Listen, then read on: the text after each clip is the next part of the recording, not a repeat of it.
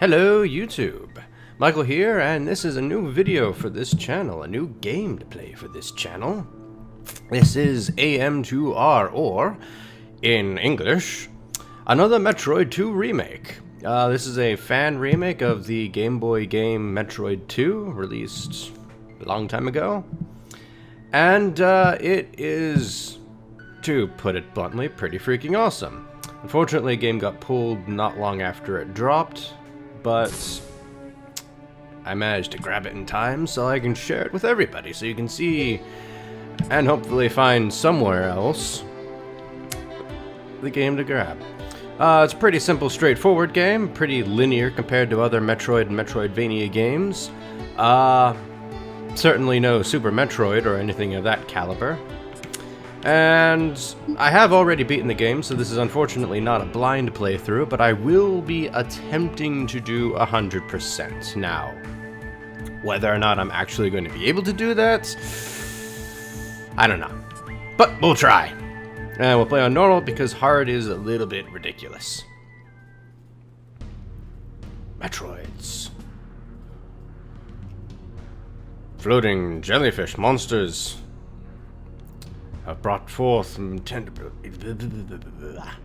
Anyway, story is pretty simple.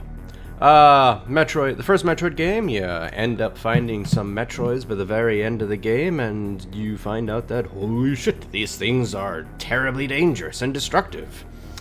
And the idea with this game is the Federation said, holy shit, these things are really dangerous. Samus, you gotta go destroy all of them. And that's this entire game. You're here on the planet SR-388, and your entire mission is to kill every Metroid you find on the planet. No small order, as you can see. And this game was, as I said, very linear compared to other Metroid games. You'll see exactly what I mean by that, but basically you go from area to area, just eliminating everything you find and moving on from there. There's not a whole lot of...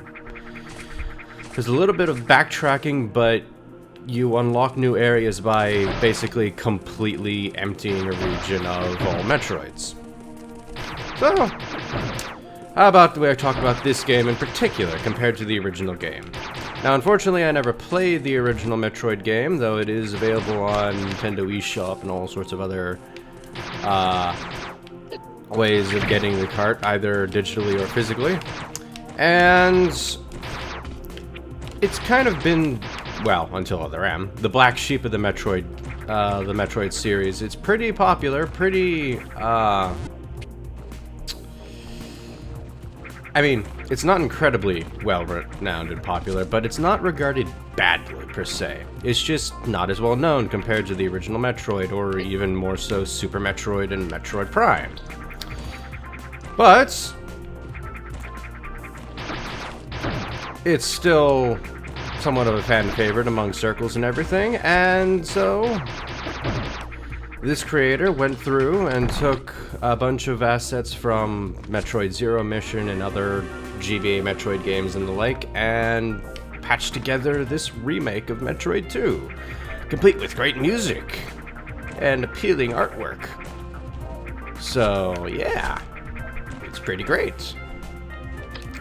But no, we have our first Metroid, and it will not be the jellyfish blob we have come to know. It will be this entirely new form. Oops, I screwed that up. Metroids don't exactly like playing funnies with me. I've kind of completely forgotten how these things move, so it's gonna take me a little bit to get back into the game of things so that I can actually not horribly get butchered in later rooms. And as you can see, in the top right, where that corner now, in the corner where that counter now reads 00, underneath that little Metroid blob, that is the count of all Metroids in a region. Every time you enter a new region, you will be alerted to how many Metroids you have to kill. And once you've taken down every Metroid in the region, some environmental effect happens, like the lava lowering or a rock wall collapsing or what have you. and that gives you access to the next region. It's not directly related based on power-ups you might collect, although there is a fair amount of power-ups that certainly improve your ability to move around in this world of Metroid II on SR388s. Save stations, heal your health, I think missiles. But I'd have to remember that. My memory is fuzzy. Oof. And of course, being a Metroid game, everything and its mother has the kickback of a mule. So if you bump anything, you are going to be flying quite a distance. Even from these little jellyfish creatures that get super excited when they see you on their level. They see Samus and they just go zooming right towards her. It's like, ooh, boy. You look interesting and fun. I'm going to knock you off into lava. Like this guy tried to.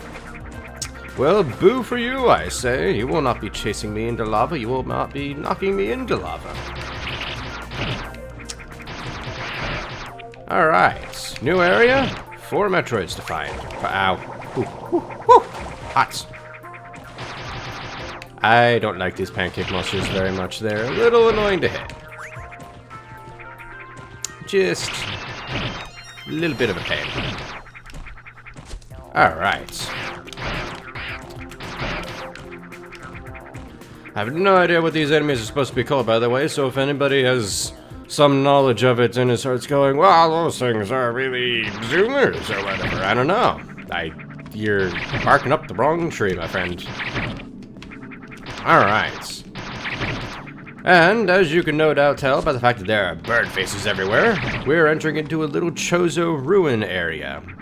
And the best way to tell anything Chozo is everything Chozo has bird faces. Everywhere! It's like they like their faces or something.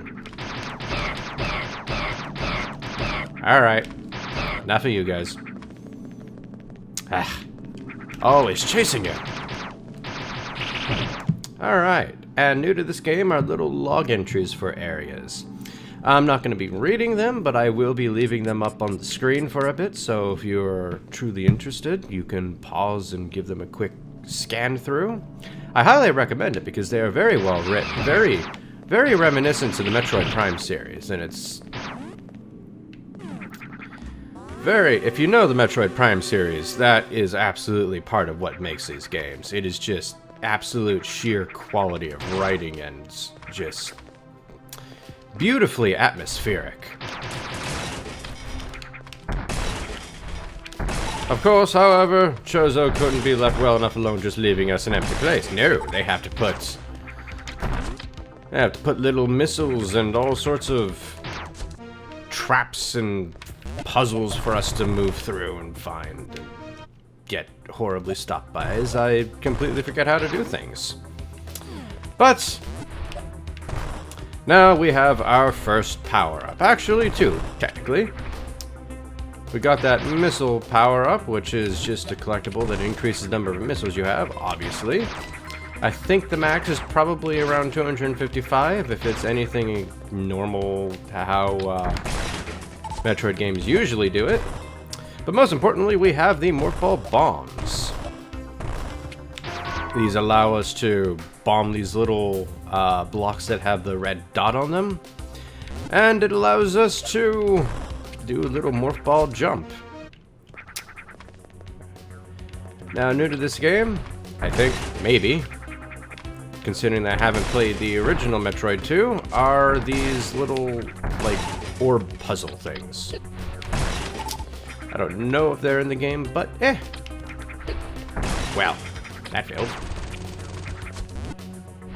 And in this room we have probably the most least useful power-up possible.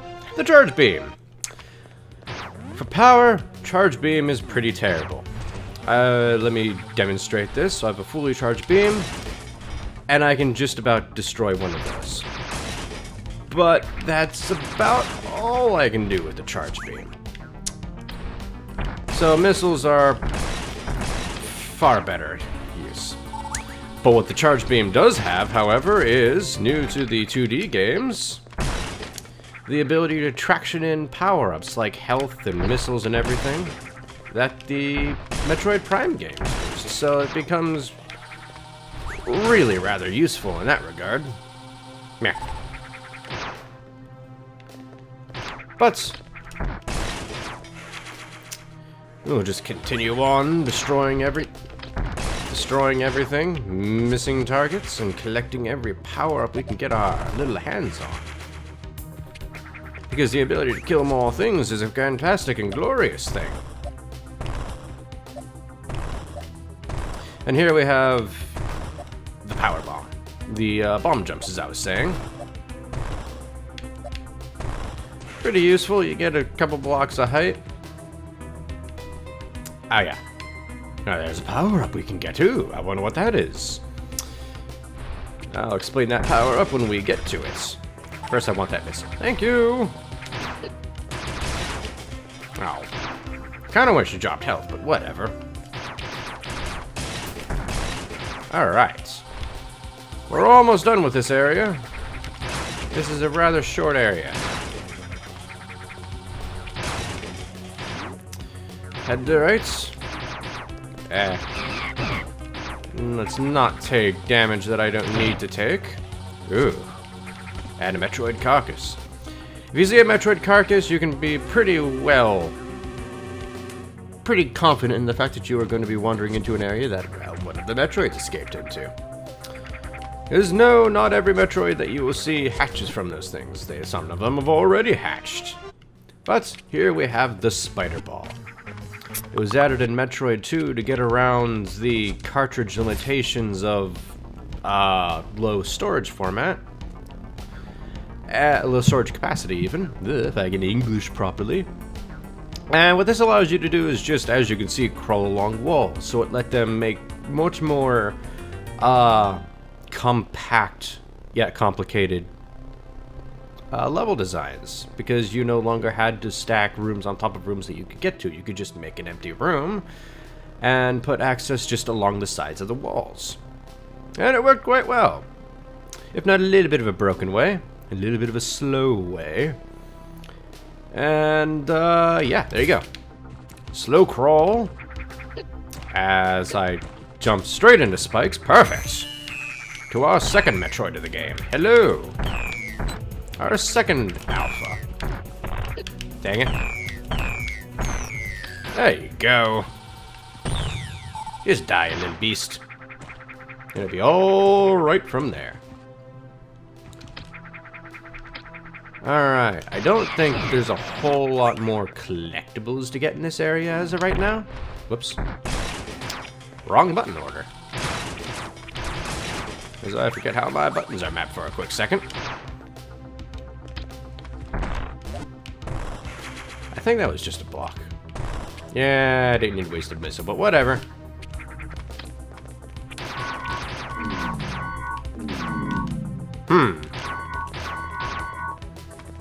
Got a little puzzle there. Just have to relate those up in the correct order, and we get access to to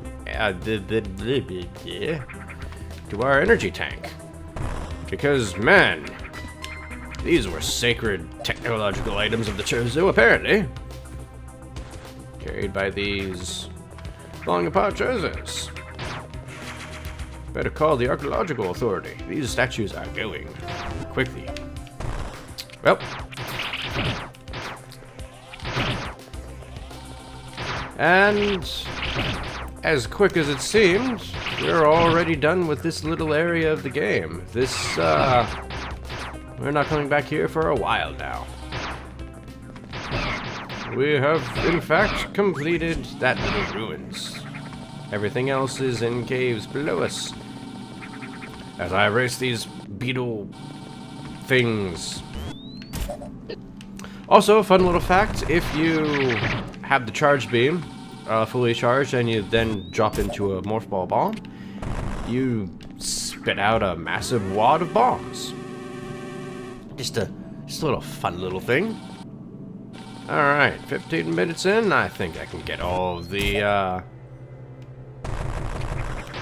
Metroids taken care of in this time.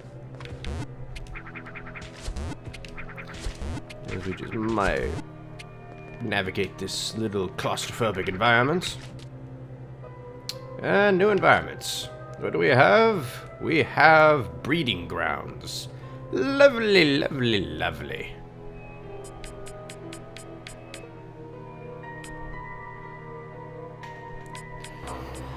So, this area is not quite that much fun. You fall in, you just gradually start losing life. It's basically like lava, think of it, except it doesn't interfere with your ability to jump around, which makes it better than lava. Hello? But you should still treat the floor as lava because it... Hey. Don't do that. Don't... Stop it. Naughty Metroid. Give me health. Thank you.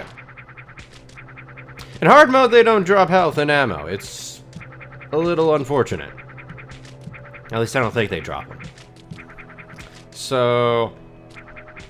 And they hurt quite a bit more. So... We won't be doing hard mode. I tried. I failed. Oh. You're a little closer than I thought you were. Hey.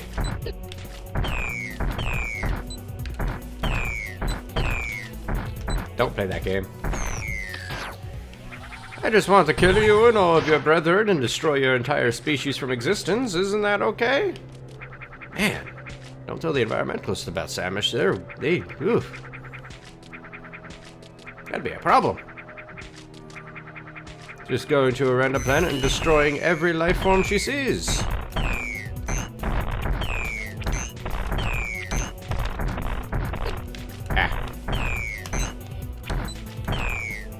Guys are not that difficult, really. Simple pattern, don't really do a whole lot more than just float around you. Although, sometimes these little alphas... Sudden controller vibration that I forgot about. Anyways, little alphas do sometimes decide to go and ram you. I think it's a rather interesting and appealing idea. I most heartily disagree. But, at any rate, we have now cleared out 2 areas, gotten our first upgrades, and have started our forays into the mysterious planet SR388. I hope you enjoyed this video. Like, favorite, comment, subscribe. Do any of those things, do none of those things, I don't care. Just so long as you enjoyed it, I'm happy. So, without further ado, this has been Let's Play Another Metroid II Remake with your host, Michael Caboose, and until next time, farewell.